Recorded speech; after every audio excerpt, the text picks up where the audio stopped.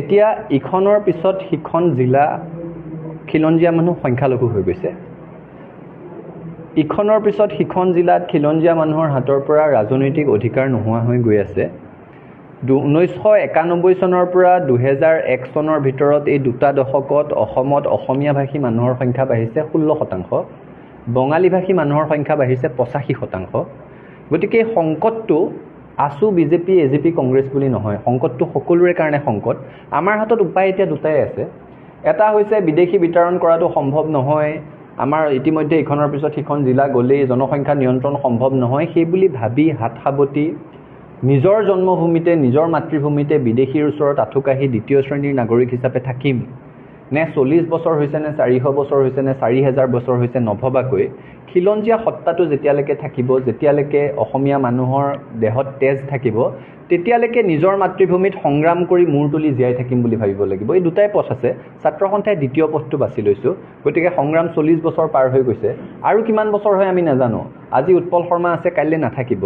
ছাত্ৰ সন্থাৰ সত্তাটো থাকিব, খিলঞ্জীয়া মানুহৰ সত্তাটো থাকিব, সংগ্ৰাম অব্যাহত ৰাখিবই লাগিব, বিকল্প নাই। ফলতো কৈছে যে নিবনুৱা সমস্যা যথেষ্ট বৃদ্ধি হৈছে। চৰকাৰক কি ধৰণে উপদেশ দিব বা কেনেধৰণে নিবনুৱা সমস্যা সমাধানৰ ক্ষেত্ৰত? চাওক, আমি এটা কথা কৈছোঁ যে যি দলৰে চৰকাৰ নাথাকক কিয়, অসমত নিবনুৱাৰ সংখ্যাটো চাই কেৱল চৰকাৰী চাকৰিৰে নিবনুৱাৰ সংস্থাপনটো সম্ভৱপৰ নহয়।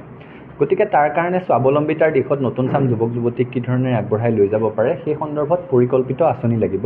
আজিকালি জীৱন জীৱিকাৰ বহু নতুন নতুন পথ ওলাইছে। সেই পথসমূহ খিলঞ্জীয়া ল'ৰা ছোৱালীয়ে অসমত কি ধৰণে অধিগ্ৰহণ কৰিব পাৰিব লাগিব তাৰ চিন্তা লাগিব। এটাটো হৈছে যে যিসমূহ আমি হোৱাইট কলাৰ জব বুলি কওঁ, চাকৰি বাকৰিৰ কথা আমি প্ৰায়ে পাতি থাকোঁ, কিন্তু ব্লু কলাৰ জব যিবোৰ আছে, আজি এতিয়া শেহতীয়াকৈ দেখিছোঁ যে মুখ্যমন্ত্ৰীগৰাকীয়ে কৈছে গুৱাহাটীৰ পদপথত কিমান দোকান আছে তাৰ এটা জৰীপ হ'ব, সেইবোৰ খিলঞ্জীয়া মানুহৰ হাতলৈ আহিব লাগিব। কেৱল সেইবোৰেই নহয়, অসমত কাঠ মিস্ত্ৰী, ৰং মিস্ত্ৰীৰ পৰা আৰম্ভ কৰি প্লাম্বাৰৰ পৰা আৰম্ভ কৰি নাপিতলৈকে এই সকলোবোৰ সংস্থাপনৰ বাট খিলঞ্জীয়া যুৱক যুৱতীসমূহে হাতত লোৱাটো আমি বিচাৰোঁ। তাৰ কাৰণে ৰজাঘৰৰ উদগনি লাগিব। আজি আমি লেবাৰ পে'মেণ্টৰ কথাই যদি ভাবোঁ, এই কথাটো আমি গভীৰভাৱে উপলব্ধি নকৰোঁ, কিন্তু ৰাতিপুৱাৰ পৰা গধূলিলৈকে প্ৰতিদিনে অসমৰ শদিয়াৰ পৰা ধুবুৰীলৈকে চৰকাৰী আঁচনিৰ নামত পঞ্চায়তৰ কাম কৰক, অভাৰব্ৰিজ বনাওক, আন দলং বনাওক, ৰাস্তাৰ কাম কৰক। কোনোবা মানুহে যদি নিজে RCC বিল্ডিং কৰি আছে, তাতো যিসমূহ শ্ৰমিকে কাম কৰে সেইবোৰকতো গধূলি হোৱাৰ লগে লগে কেছ পে'মেণ্ট কৰে। অসমৰ প্ৰতিদিনে ইমূৰৰ পৰা সিমূৰলৈ লেবাৰ পে'মেণ্টৰ নামত কোটি কোটি টকা যায়। সেই পইচাটো অসমৰ খিলঞ্জীয়া মূলৰ মানুহৰ হাতলৈ 1%ও নাযায়।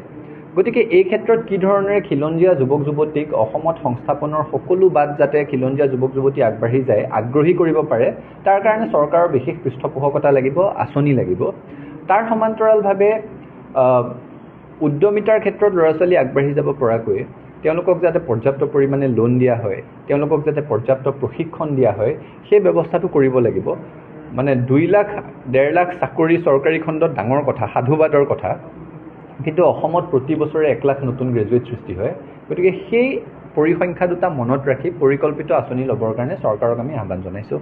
যে যি সময়ত আপোনাৰ আছুৱে বিভিন্ন জাতি জনগোষ্ঠীক একগোট কৰি বিভিন্ন ছাত্ৰ সন্থাৰ সৈতে কথা পাতিছে, সেই সময়ত দেখা গৈছে যে আপোনাৰ অসমত গা কৰি উঠিছে বঙালী পৰিষদ, মানে বঙালী হওক বা বিহাৰী হওক, ভোজপুৰী হওক, তেনেকুৱা সংগঠনবিলাকৰ জন্ম হৈছে। সেই ক্ষেত্ৰত অসমীয়া যিটো স্বাভিমান সেইটোত আঘাত কৰিব বুলি ভাবে নেকি আপোনালোকে?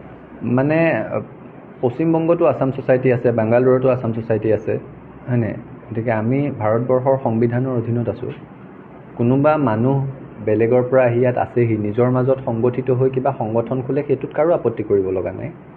আজি ব্ৰিটেইনতো অসমীয়া মানুহে সংগঠন খুলিছে, লুইতপৰীয়া দল আছে তাতে, আমেৰিকাত আছে, মহাৰাষ্ট্ৰত আছে, বাংগালোৰত আছে।